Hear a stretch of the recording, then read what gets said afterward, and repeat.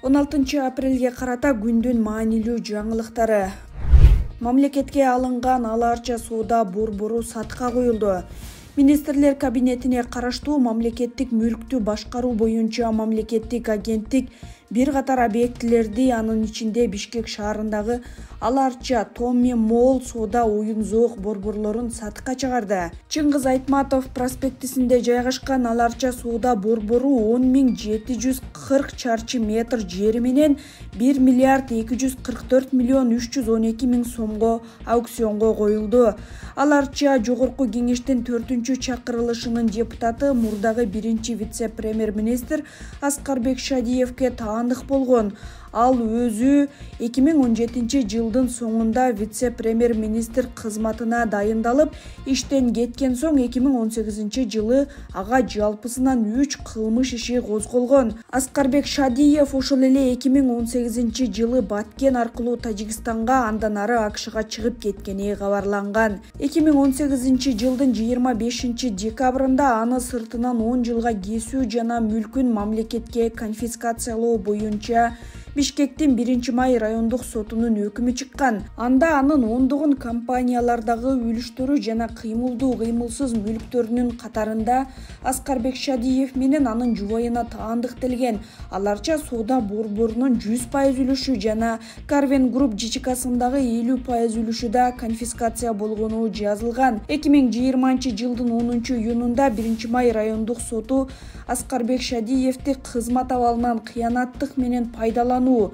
мыйзамсыз баюу беренелери менен күнөөлүү деп таап, сыртынан 13 жылга кесип, мүлкүн конфискация кылган.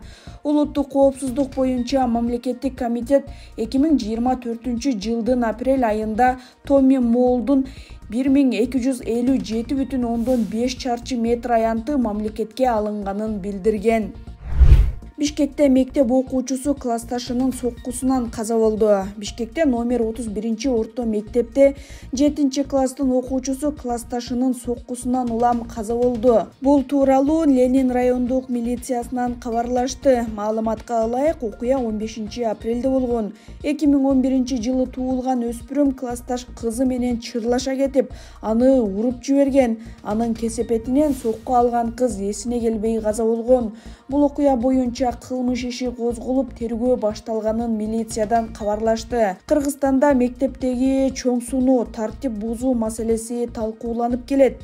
Жыл башында Бишкектеги номер 72 орто мектептин 8-классынын окуучусунун өлүмүнө шек саналып, ушул эле мектептин 9-классынын окуучусу кармалган эле. Мындан соң Билим берүү министрлиги билим берүү жайларындагы тартипке көңүл бурулуп, окуя болгон мектептердеги жетекчилик жана мугалимдердин жоопкерчилиги каралып жатканын билдирген.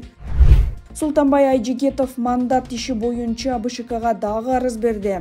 Жогорку кеңештин экс-депутаты Султанбай Айжигитов сотко чейинки териштирүү жүргүзүү үчүн борбордук шайлоо комиссиясына кайра арыз тапшырганын билдирди. Анын сөзүнө караганда 8 апрелде ушундай эле талап менен Боршайкомго арыз берген. Ага жооп болбогондуктан 14 апрелде дагы бир арыз калтырганын айтты. БШК ага ошол эле күнү жооп берип, Боршайкомдун аны мандаттан ажыраткан чечимине каршы сотко кайрылса болоорун билдирген. Бирок Султанбай Айжигитов сотко берерден мурун административдик процессуалдык кодекс боюнча сотко чейинки териштирүү болушу керектигин айтып жатат.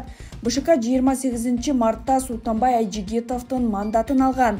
Ал жыйында улуттук коопсуздук боюнча мамлекеттик комитеттин бөлүм башчысы Жеңиш Сейитов Султанбай Айжигитовду 2021-жылы депутаттыкка талапкер кылып каттоодо президентти жана Жогорку кеңештин депутаттарын шайлоо жөнүндө мыйзам бузулганын айткан.